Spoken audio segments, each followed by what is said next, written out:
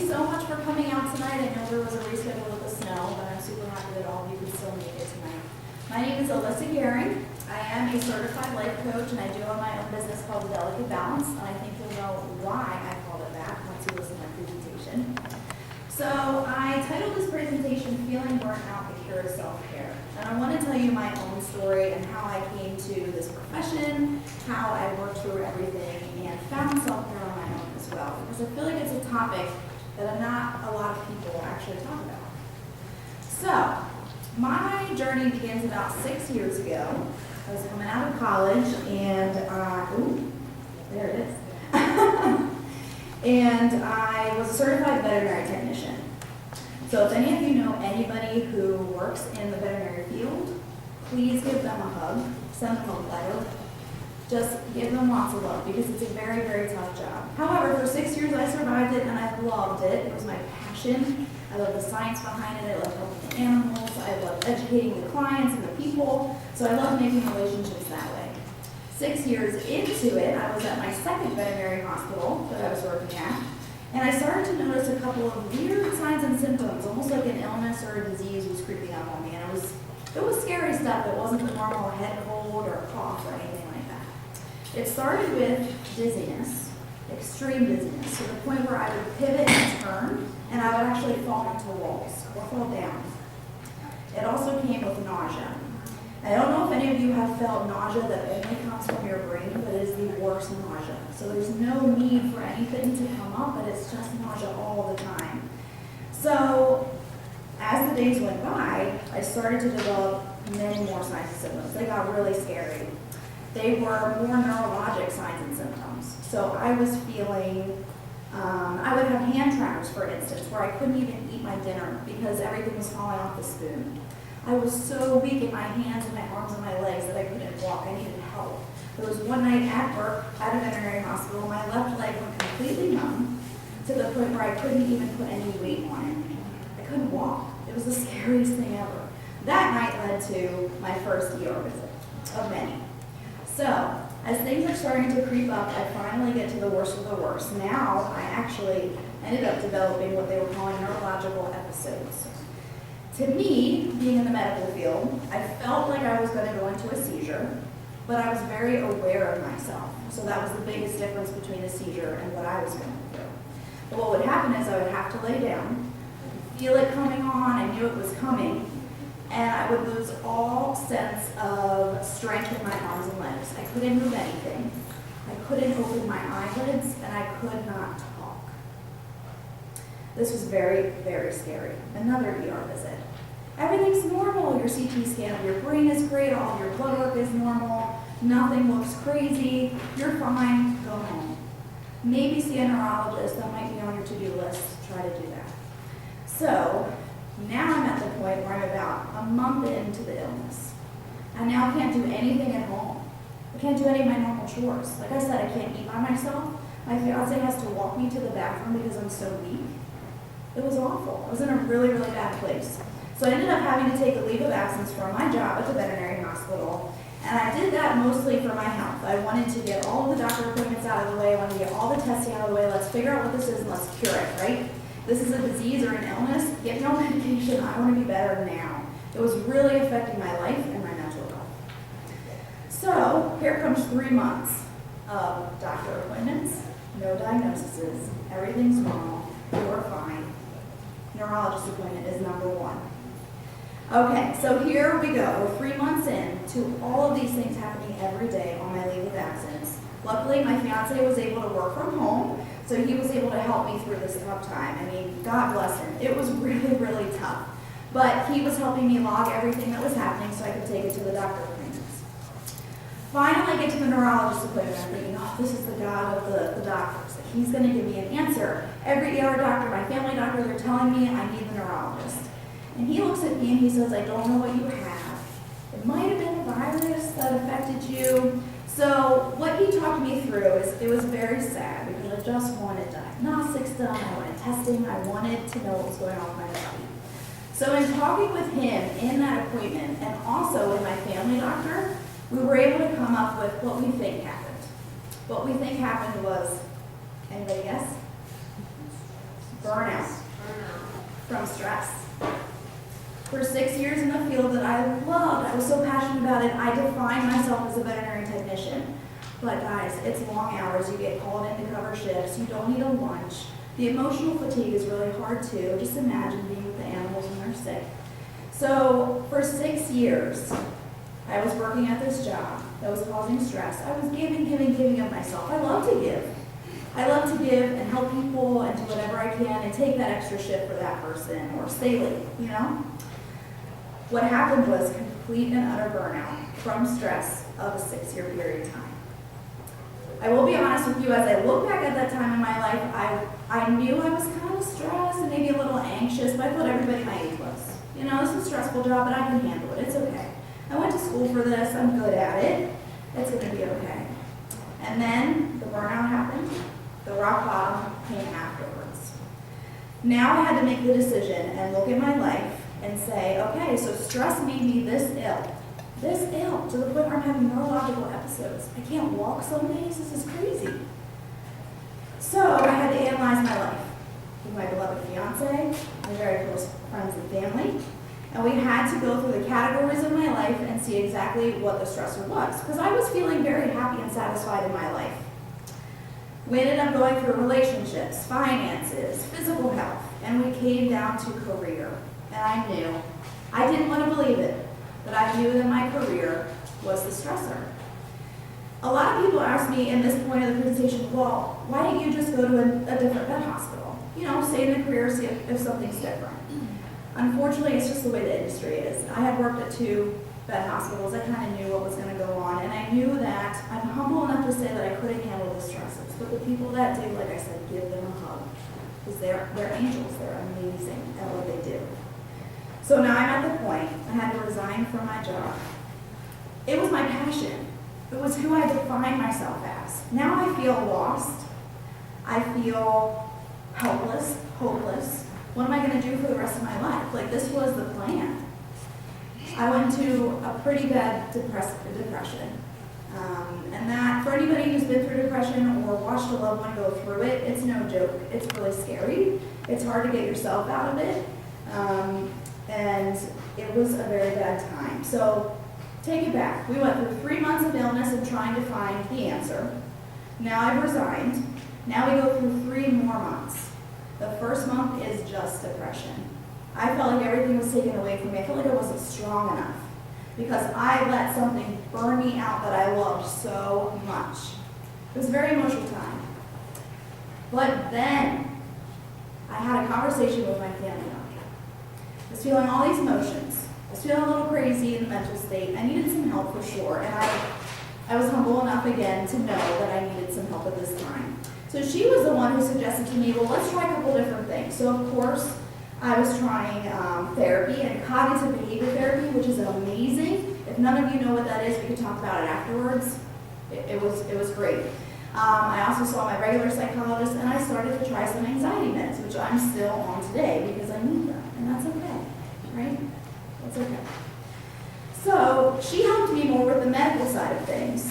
I go home, I'm starting to feel a little bit better. A couple of weeks are going by. Maybe we're in the 2nd month now. But there just isn't enough there. What am I missing? I'm still not myself again. I'm not happy. Something is a little off. So then I went to Google, guys. I just went to Google and I was like, help me out. What can you give me? And I found the topic of self-care. And I had heard of self-care before, but I had never known exactly what it meant or what it was. And let me tell you, it saved my life. The reason I'm here and the reason I do what I do is because I want to reach as many people as possible as I can before their burnout stage, before the rock bottom, before that happens. Educate them about self-care. I'm going to give you a routine that you can try tonight. I'm going to give you the definitions of self-care. We're going to go through it all. But I want to educate you guys so that when those times come, those traumatic experiences, the bad times and the stressful times, you're going to be prepared. Doesn't that sound great? I see signs. It's awesome. And the reason I love this topic of self-care with my speaking engagements and with my actual life coaching one-on-one that I do is because I went through it. So I can really sympathize with what you're going through now, or what you went through in the past, or what you're afraid might happen. But self-care is definitely the cure for burning out. Okay? So that's a little bit about my story. And I'm going to move on. We're going to answer 3 questions tonight. What is self-care? So I'm going to give you the definition. Might be something you want to write down. I don't know. But it is really special and dear to my heart. We're also going to talk about the warning signs. So I told you what some of my warning signs were that I wasn't noticing until it was too late and my body literally shut down from stress. But I am going to give you a chart that goes through the warning signs of stress so that maybe you'll be able to help yourselves before that time comes, right? And the last thing we're going to answer is how do I practice self-care? I'm going to give you 5 steps on how to practice self-care. What's nice about those 5 steps is it can be for anybody in any stage of the self-care realm. So what I mean by that is if you're just hearing about self-care tonight, this is the first time you're going to be able to go through the self-care steps. If this is a mediocre kind of middle ground for you with self-care and you're trying to figure something out but nothing's working, those steps are for you. And it's also for the people that have totally mastered self-care. Maybe you're a little bored with your routine and you just need something to change it up to keep it going for you. Okay? All right. So our definitions of self-care. If you want to copy one down, go straight to the 4th one. So when I was looking this up and I was trying to educate myself on the topic of self-care, I first went to Webster's dictionary because I thought, well, they're probably going to give me a pretty good definition. Well, I was a little bit disappointed. The first definition in Webster's dictionary is the care for oneself. And I think that's self-explanatory. That is what self-care is, right? If we go to their second definition, it gives me a little bit more, so it's a little bit happier. Management of one's own care or well-being. Okay, so now it's letting me know that it's something that I have to manage on my own. It's not something that just happens. And it's one's own care or well-being. Now, because I wasn't happy with Webster's dictionary definition, I went to the Oxford Dictionary and they gave me some great results. The first one is the practice of taking action to preserve or improve one's health. So I love that one because, again, just like the word management, it's telling me that I have to take a practice of actually taking action. This is something that I have to do for myself. It doesn't just come to me. And it doesn't come easy. And it is the action to preserve or improve one's health. So I like that wording as well because preserving one's own health is for when those really stressful burnout times come or the rock bottom comes. And it also improves one's health. And from my story, I can tell you it 100% improved my health. It improved my physical health because I had more energy. I wasn't in the depression phase of things. It blew my mind at how much it helped my mental health. It was amazing. And it still is amazing to this day. And I'll tell you my self-care regimen as we go along. All right, but my favorite definition here is the practice of taking an active role in protecting one's own well-being and happiness, in particular during periods of stress. All right, so let's break that down because it's amazing. The practice of taking an active role, so we've already established that up here. You have to take an active role, it doesn't come easily to you. In protecting one's own well-being, and now we add the word happiness. Now we add the word happiness. In particular during periods of stress, which is very true. You're going to see the best results of self-care when those periods of stress come. And that's why you have to continually practice self-care for when those times come. It's going to come. I hate to be a negative Nancy, but it's going to come. It's going to be a traumatic experience, something horrible. There's a statistic that says for Americans, there's an average of 3 tragedies in everybody's life. So if you've had 3, maybe you're okay for the rest. I've had 2. And maybe I'll be okay, but you just never know. So I love this definition. The practice of taking an active role in protecting one's own well-being and happiness, in particular during periods of stress. You're going to hear me probably quite a few times reference back to this definition because it definitely fits into everything, and I love it so much. Let's jump to the warning signs of stress. We'll keep that here. So again, when I was doing my own research on self-care and trying to figure things out for myself, I ended up finding this chart, and I believe it's actually from Penn Medicine, is where I found this. They were doing studies on multiple people, and they ended up finding that stress actually affects you 4 different ways in your body. And it affects every individual differently. And this is amazing to me. Now, you heard some of the signs and symptoms that I had. I had dizziness and nausea and hand tremors and seizure-like activities, but it affects everybody differently. So if we go through the 4 different categories, the first category is cognitive. So we're thinking mental health, right? Our brains. The second category is physical symptoms. The third category is emotional. And when you think of emotional, I want you to think of healing. And then we go into the behavioral symptoms. And when we think of behavior, I want you to think of an action, taking an action. There are a lot of overlappings in the emotional and behavioral, and we'll go through that shortly here. But this is insane to me, that stress can actually do this to your body. Stress can make you feel like you're having a heart attack. Isn't that crazy? Stress can make you faint. That stuff is amazing to me. I hate it. So let's attack stress with self-care. So I'm going to go through each different box here, each category. If you're willing and you're feeling vulnerable and you want to participate in an activity with me, I would love it. When I read each one, if you have ever felt it in your life, I want you to raise your hand. We're going to go through this pretty quick. I'm also going to participate for you guys. But I want to give you one tidbit of information. At the rock bottom, I call it my quarter-life crisis. At my quarter-life crisis, when I found this and I was educating myself with this chart, I felt every single one. Can you imagine what that does to a person? It's crazy. So let's go through. Let's start with cognitive. So again, we're thinking about brain, we're thinking about mental health. Memory problems. Yes. Inability to concentrate. Poor judgment.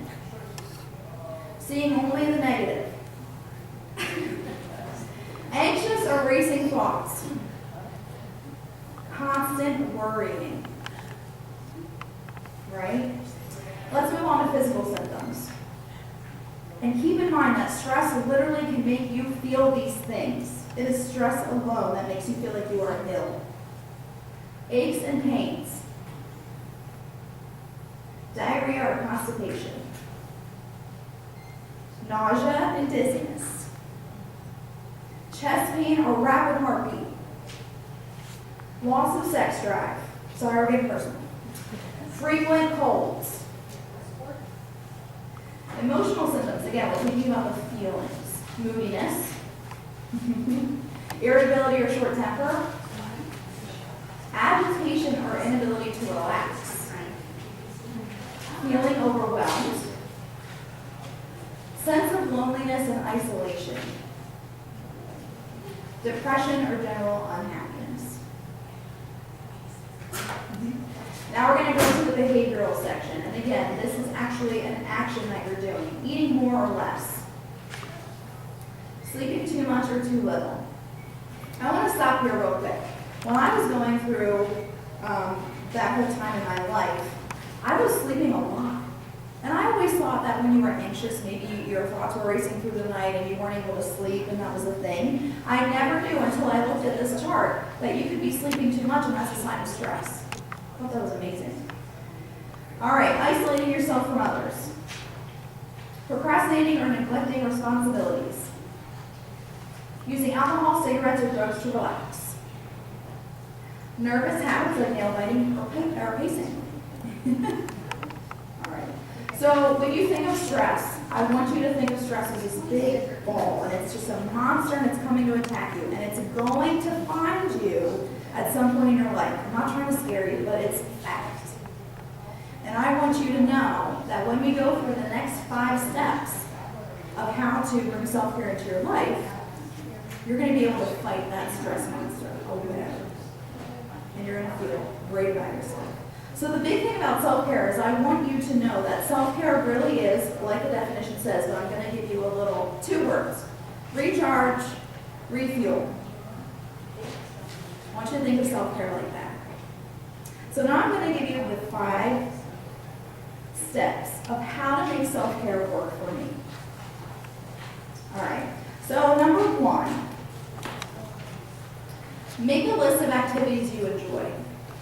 And again, I went through this myself, okay? So when I say that, I literally want you to take time out of your day. I want you to go to a quiet place, and I want you to do the act of writing down. I think that's very important. It helps your brain visually see it.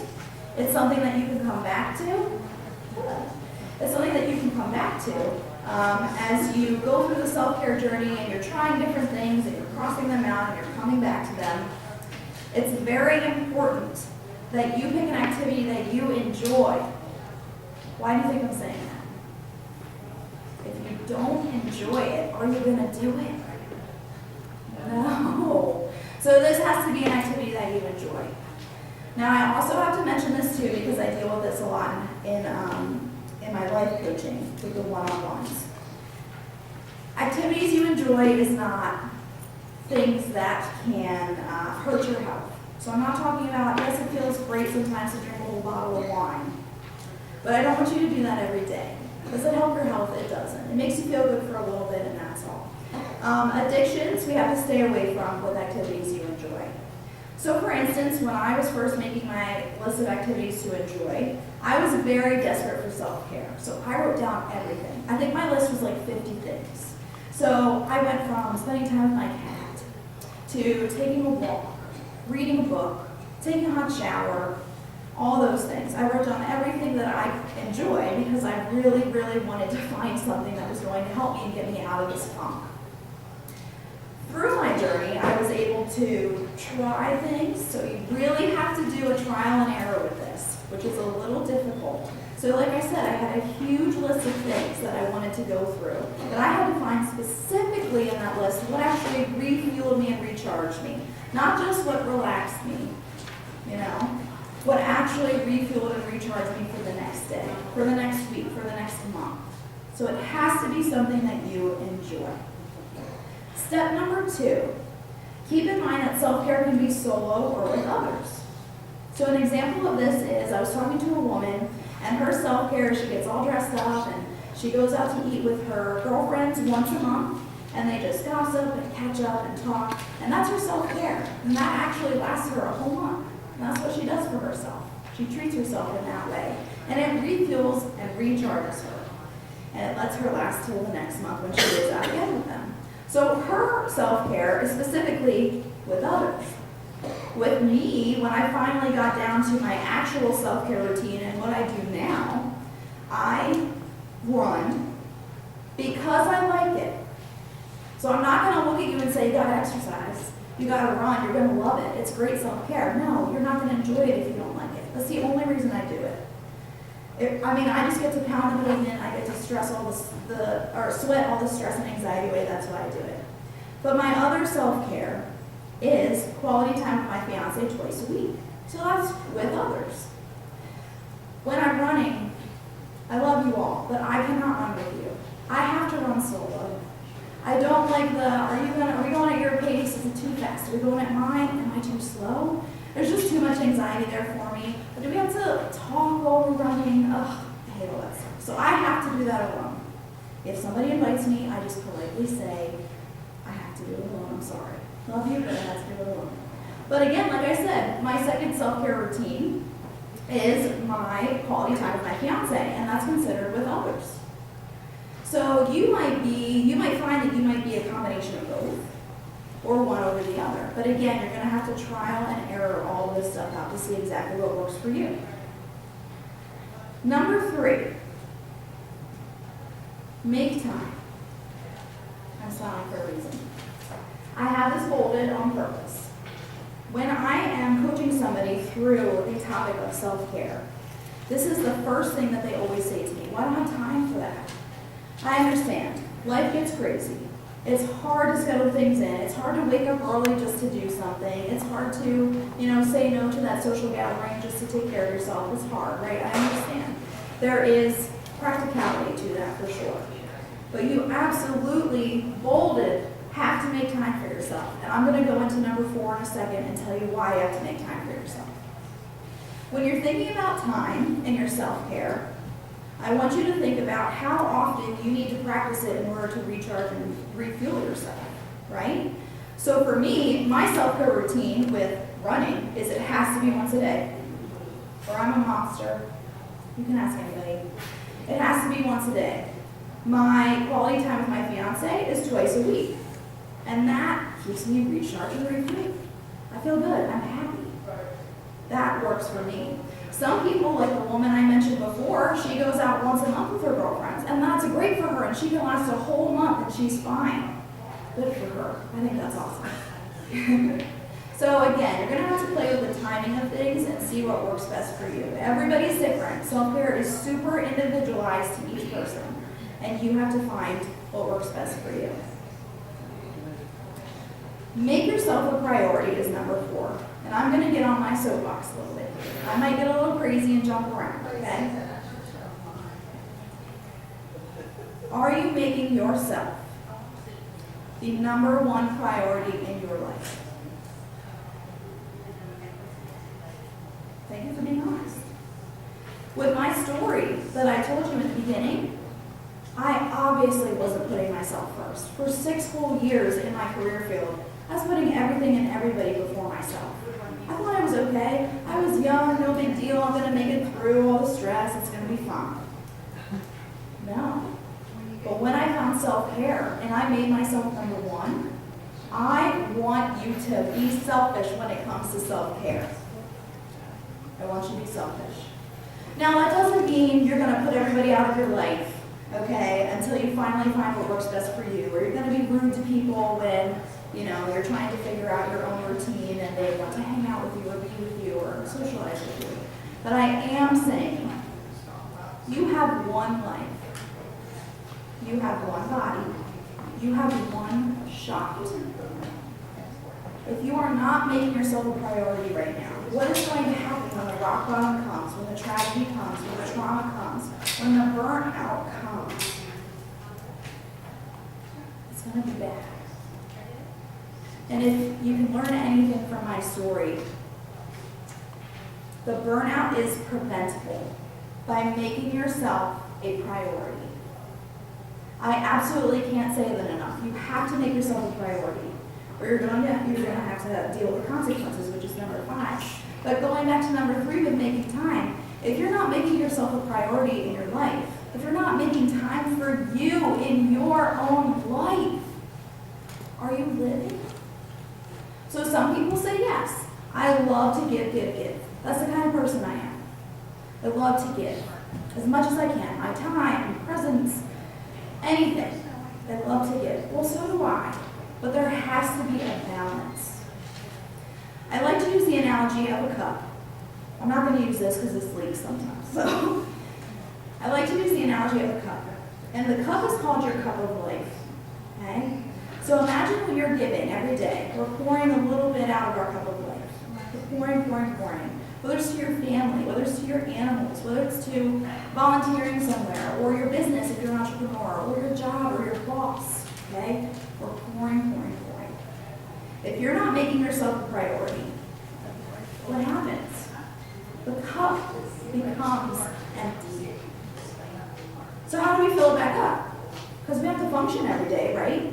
Well, the next day, if you don't make yourself a priority and you're not filling your cup up with self-care, what do you have? You have an already empty cup.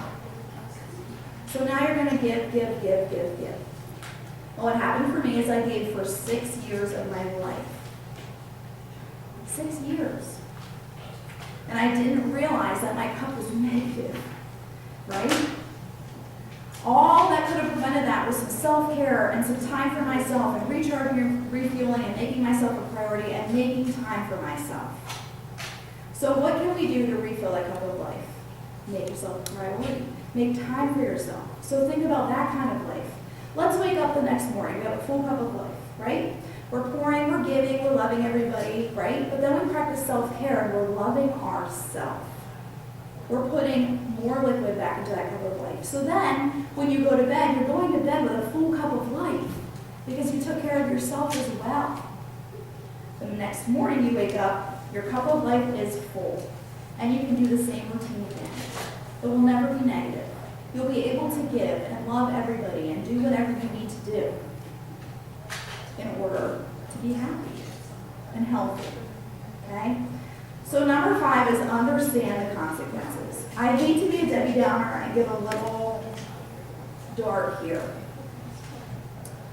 The consequence, like I said in the beginning, is the fact that there is a trauma that's going to come to you at some point in your life. It's horrible, it's sad. Nobody wants to think about it. But it does happen. Like I said, it's a statistical fact. They've done studies on this. What happens when your cup of life is completely empty or even negative, and here comes a traumatic experience? The death of a loved one. Maybe we lose a pet. Maybe bankruptcy, or we lose our house. We lose our job. We're going to be in a really bad place, right? So we definitely, and going back to the self-care definition, we need to practice self-care so that when those times come, during periods of stress, remember that, during periods of stress, that we'll be okay, we'll make it through. I'm not saying that self-care is the cure-all, but of course when those times happen, grief comes around. You have to go through the grieving process. You have to take time for yourself. I want you to do that. But know that if you're practicing self-care before all of those times come along, you're going to be so much better off. Your cup of life is going to be full. You're going to be able to give and grieve and be with those that you need to be with. But you're going to get through that process, that trauma, so much easier. Maybe not faster, and that's okay, but easier. What's great about self-care is, just like the definition, you're not supposed to practice self-care only during periods of stress. It says particularly in periods of stress. But you should be practicing it so that when the periods of stress do come, you're prepared for it. Remember that ball of stress that I said, that monster of stress that's coming for you? Let's beat stress. I hate stress. Going back to that table up there, it blows my mind that stress, this thing, stress, can do that to a human body. It's incredible in a bad way. So we need to be able to make ourselves a priority, make time for ourselves. While you're going through the self-care journey, definitely, like I said, make that list of activities that you enjoy, and remember that self-care can be sold over with others. Okay? Does anybody have any questions so far? No questions? Okay. So most of you picked up this quiz in the beginning. If you didn't, I can get you one. That's okay. If anybody needs pens, just shout out to me as well.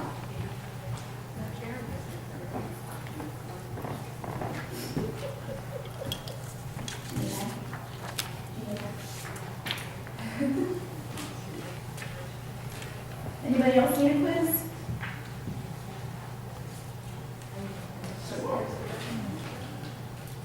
All right. So what I want you to do for the next 5-10 minutes, real quick, is just fill out that quiz. While you're filling that out, I am going to explain the quiz to you. So I love this quiz when I am meeting a new coaching client that we're going to do one-on-one sessions with. Okay? And I just want to see where they are on the self-care scale. Are they practicing it at all? Have they ever heard of it? Or are they in that mediocre middle space? Or are they trying everything they can and maybe not getting to the ultimate self-care position? Okay? So, as we were talking about earlier, some of these are very extreme questions. So when it comes to the one, what number was that with the caffeine? 3? So for instance, number 3, I eat well nutritionally most of the time and do not abuse my body with caffeine, alcohol, or similar. Okay. I told him earlier, if you do drink caffeine or alcohol at all, I want you to answer no. But keep in mind that we can talk about what that means specifically. Okay? So whether you're using it or it's just your daily coffee, that's okay. But this is really just to get you on the right track to see where you fall. Now I also took this quiz, and at the end you're going to tally up all your numbers depending on what you answer. and it's going to tell you where you fall on the self-care scale. So take a couple minutes, we'll come back soon, and we'll go over this. For the rest of the time, I'd like to, if you guys are willing, go through a little bit of a group coaching exercise. So this is my favorite. If you're willing to be vulnerable and answer some questions or be individually coached in front of a group of people, it's amazing because it's a big brainstorming session for everybody that's here. A lot of the times when a group coaching session happens, you're going to get some ideas from other people, then maybe I'll bounce to you, and you're going to give other ideas to other people. You're going to connect.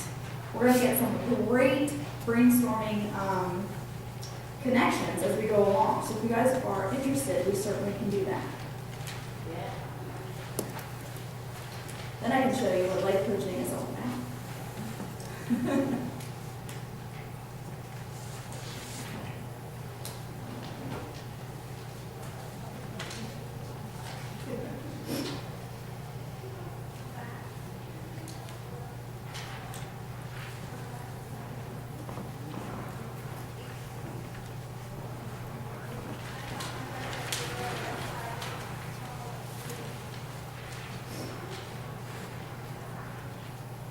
Any questions while we're waiting?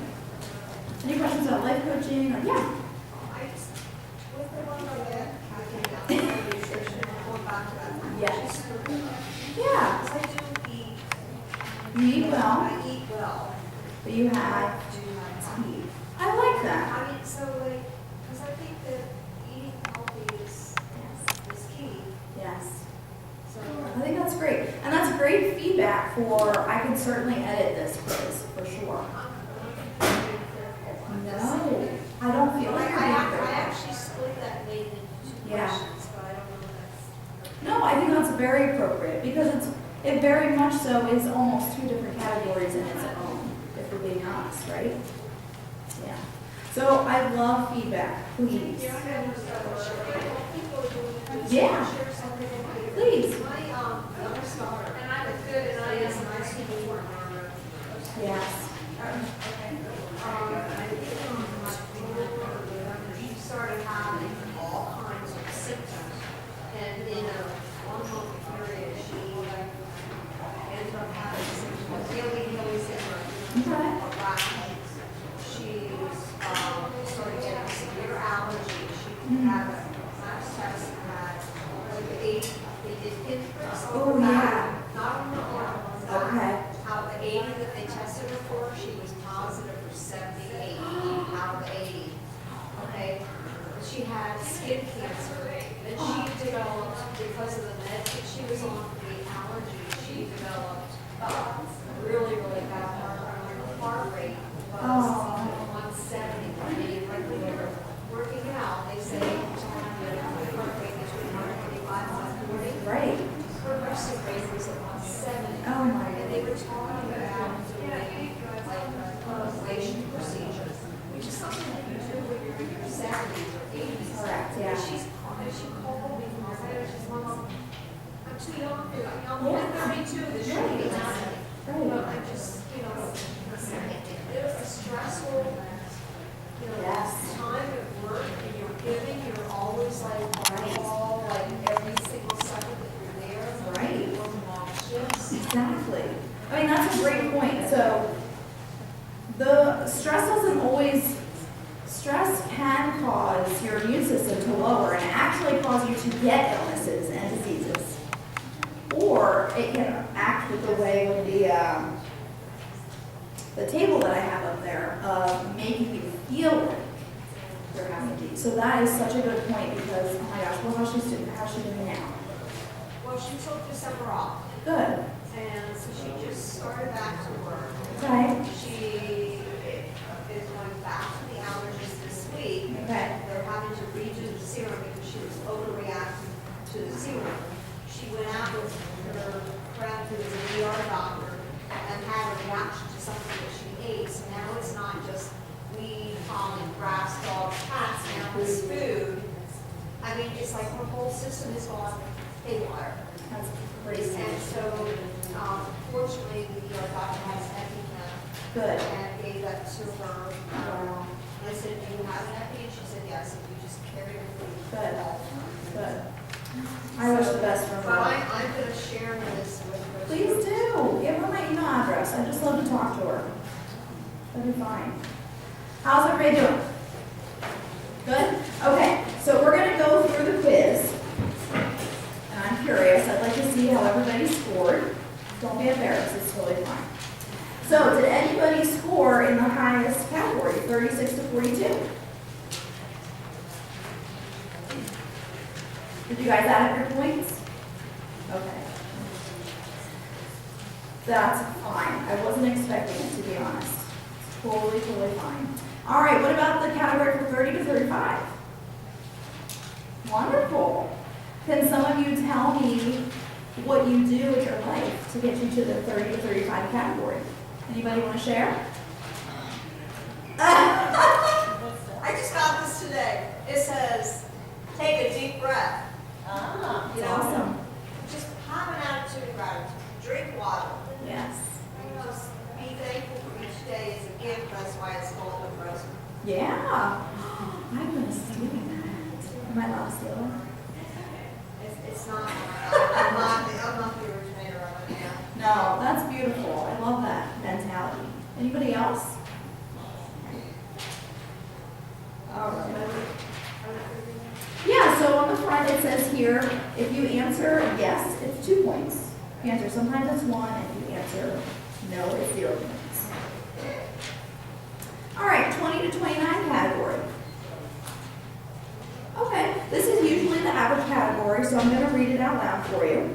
You may value yourself, but can you prioritize self-care a bit more? Set an evening just for you every week with no outside obligations. Examine your calendar to get rid of unimportant meetings, etc. Turn off the TV, Facebook, the internet after an hour of watching or surfing. Put in a daily half hour for you in your appointment book. Let go of unrealistic standards of how much you can get done in a day. Cut your to-do list for the day in half. Now use that time to work on one thing on the checklist above until you form a habit. Then move on to another one. So I want to hear from that group, if you're willing, what would you choose from the subjects above to work on first? What would be something that you'd be willing to try something different for yourself or set a new routine for? Putting the phone down? Okay, I like that. Yeah. So what if you did, are you talking like throughout the whole day or a specific time during the day? Yeah. It's tough. It is very powerful. It's the way of our society right now. We don't talk to each other anymore. We sit on our phones. Anybody else? This is just recently, I stopped relying on other people to get things done. I love that. I love that. What made you decide that? Last week, I was, they had been building up. The housemaid would call and say, hey, I'm going to do this, I'm going to make dinner for you, and then something with that. Or we're going to go somewhere and then something. Yeah. My workout partner was saying, let's go do it and then call something back. And that had been happening for about a month. So I'm sitting there going, well, I guess I'll go down to the bar and watch television for a while because my day is shot. Right. So I was getting frustrated. And then last week I had 2 invitations from today. Okay. 2 on the same day. Okay.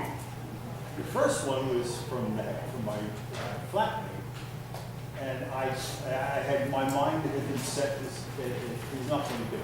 I know he said he's not going to do it, so I accepted the other. Okay. From a track record of the other guy. So, and sure enough, that's what happened. He texted me, sorry, I can't be there at 7 o'clock.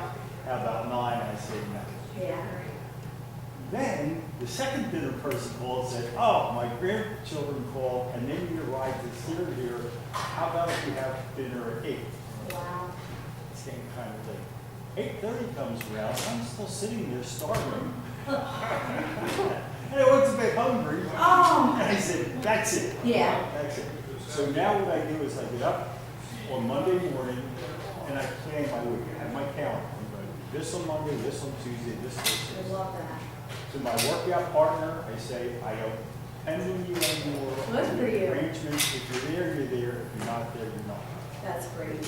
And as for you, you want to make dinner for me, you let me know 2 days ahead. Right. That's amazing. I'm so proud of you for doing that. I think that's great. And it's just a complete turnaround. Yeah. Because now I've taken control of my life back. Right. It's spinning out of control.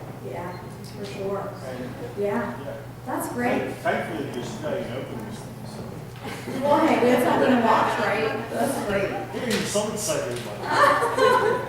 That's awesome. Thank you for sharing. Yeah. I was just reading a book. I think it was entitled, I can't even tell you. Something about change that you weren't asking for, right? So it was a book, a self-help book on how to help yourself go through change that you weren't asking for. And one of the big things was you can't control other people, you can't control other circumstances. You can only control yourself. So you might as well make the best out of the situation and do what you can that, what's the word I'm looking for? Well, it helps you in the long run. You're just protecting yourself. And I think that's a form of self-care, if I'm being honest with you.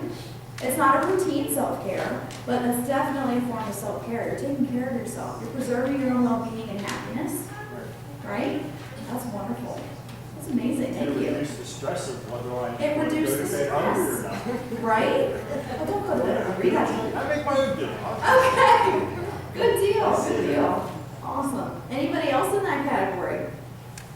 Yeah. The unrealistic to-do list. Okay. Do you want to elaborate on that a little bit? Well, I haven't mastered this. This is a stressor and a problem. Yeah. But I actually developed the habit of in the morning writing endless lists of things I think I'm going to get done in one day. Right. And then I don't and feel like a failure. You feel like a failure? Is that the word you used? Interesting. So what step do you think you could take for the next week? If that's your biggest stressor, what's something you could change? What's something you feel comfortable enough to change? Probably spread it out through the week Okay. and prioritize what's really important and what is not important at all. It's just Okay. a list. I like that. So I'm sorry, what was your name? George. George. So just like George said, maybe you take a day and you actually plan out your week and then you make your to-do list for each day. Is that something that you think you could do? Would that help your stress levels? Will you keep adding to the list after it's made? I will try very hard not to. That's great. I like that answer. That was very good. She said, I'll try very hard not to. Yes. Oh, hold on, right behind you. You'll be next. I was gonna say, I had that same problem. I put, get my phone, I would put down for each day. Yeah. But what I found what works better is, I just make a to-do list. And then as I go across the week, I check off what I got done. So at the end of the week, those things are done, but I don't feel the pressure anymore. These have to be done on Monday, these have to be done. Okay, so it's a weekly And there's checklist. some things, just like tomorrow, I do have to get the oil change. Okay, right. So that, I can check it off tomorrow. Okay. Done. But the rest of the things, I can move them around. So Good. at the end of the week, I feel better because I got my to-do list done. Right. But I don't have that stress anymore of getting it done. Right, so it's on your own time. Yeah. You kind of spread it out a little bit more. Great.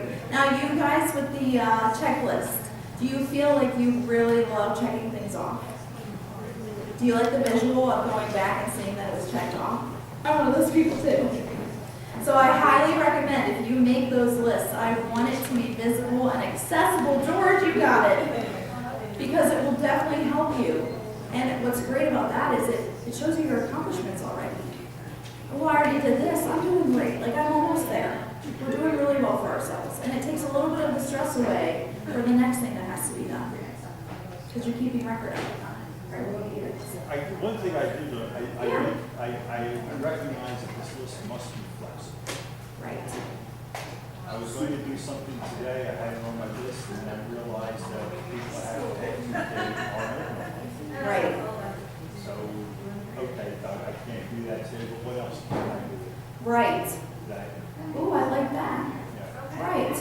add something else in it. Like she said, going through the week, maybe something else could have been done. But I think that's a really good point is if you can't get something done, you can't be hard on yourself. I know it's easy to say I'm a failure, I didn't get it done, I'm useless, you know, I have no confidence in myself. I'm that person, if I'm being honest with you. So I know how hard it can be.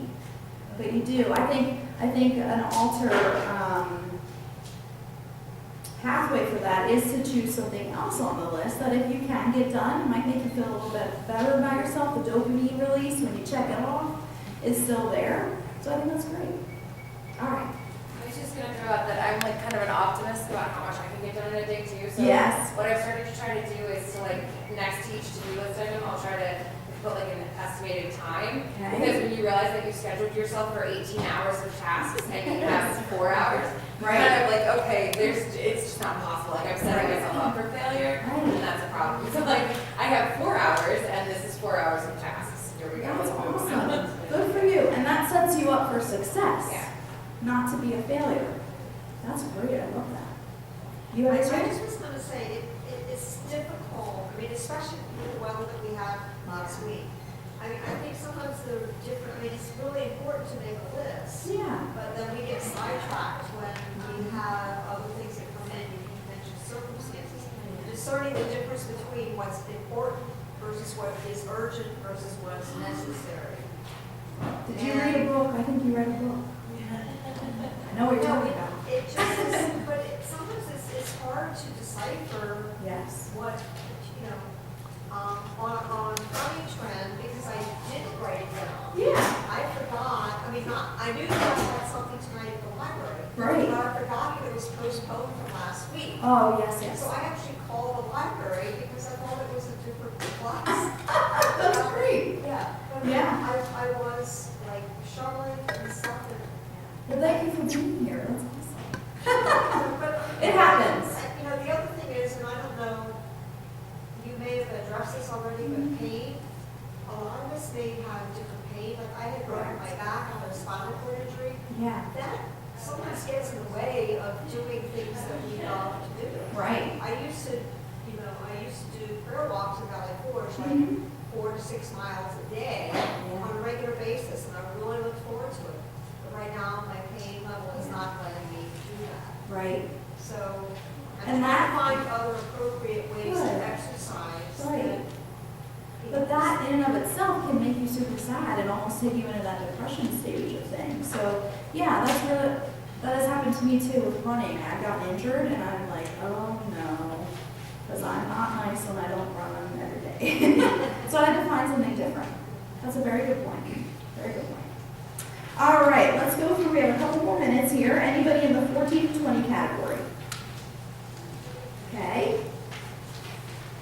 Do you want to share? I have a lot that I have to do.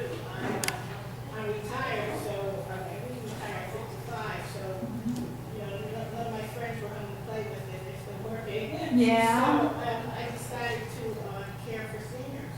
Wow. And, because I had flexible time, I allowed myself to get overscheduled. Okay. My schedule, you know, as people, you know, didn't need to care anymore, I didn't have to schedule, fill my schedule as much as it had been, but still, you know, I do a lot of work at my church. Yeah. I take care of seniors and I know how much is needed. And then, you know, I have family, I have children, I have grandchildren, you know. Yes. Parents, I mean, and it's hard to say no when somebody needs the help. Yes. When When they need it. especially if it's a close relationship or a very needed Right. situation.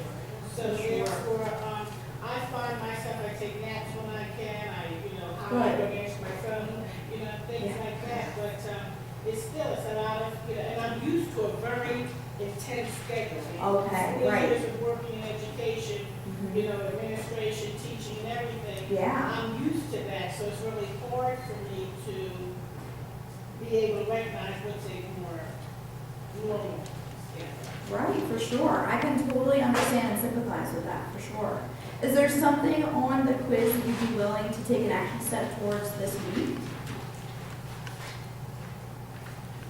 It's okay if the answer's no. Well, letting go through my past resentments about some people who say things like, well, what else does she have to do because I'm retired? Okay. Amazing. How did you make that step happen for yourself? What I told the person. Great, good for I you. told her yesterday that if I want to lay on the beach and watch the waves roll up and back, I burn in that rain. But Yes. she still calls. So it sounds like you're working on a healthy boundaries issue. Yeah. Yeah. Keep up with it. Don't let the toxic people in. It's really hard to cut relationships off or cut them short without being super blunt, which is really hard. That's a whole other topic and talk that I do. I love the topic of healthy boundaries, but if you want any tips and tricks, we can talk. All right, last category here. Anybody in the 0 to 13 category? All right, that's awesome. Good. So some of you have a little bit of time that you're setting aside for yourself, or you feel like you're making yourself a priority. Maybe you can make yourself a little bit more of a priority. But I love this quiz. Hold on to it for sure. Come back. You certainly can go ahead and take a look at it and see what different numbers you'd like to go through and see if you could make some steps towards improving that for yourself. That's why I like why it's kind of extreme categories, because you might be able to go ahead and look at them and break them down into individual categories. So I want to thank you all for coming. I hope it was good content for you guys. I love this group. We have a lot of fun. If you want to talk to me about one-on-one coaching or other speaking engagements that I do, I'll certainly hang out until the end. And if you have any questions, come and see me. Thank you.